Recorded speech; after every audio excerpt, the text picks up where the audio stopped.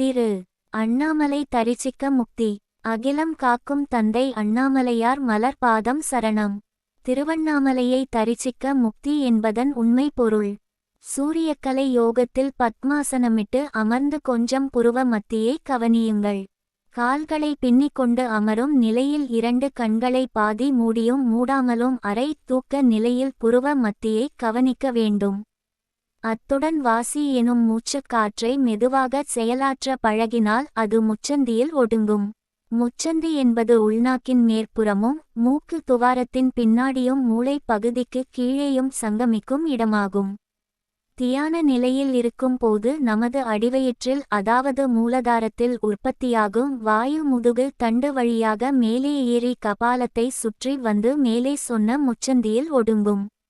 இதற்கு பெயர் தான் அண்ணாமலை கிரிவலம். கால் கொண்டு கிரிவலம் செல்வது சிறப்பு என்பார்கள் சித்தர்கள். சித்தர்கள் சொன்னது தலையில் இருக்கும் அண்ணாமலையை கால் என்னும் சுவாசம் மூலம் கிரிவலமாகிய மூலாதார காற்றை முதுகு வழியாக தூக்கி தலையை சுற்றி முச்சந்தியில் நிறுத்துவது இந்த தியானத்தின் பலனாய் நம் ஞானக்கண்ணின் பலம் கூடும் முக்தி கிட்டும். திருவண்ணாமலையை தரிசிக்க முக்தி என்பதின் பொருள் இதுவே. சிவாய நம. சிவமே ஜெயம். சிவமே தவம்.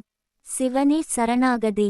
சிவமே என் வரமே. இனிய ஈசன் அகிலம் காக்கும் அண்ணாமலையார் அருளால் எல்லா நாளும் இனிய நாளே.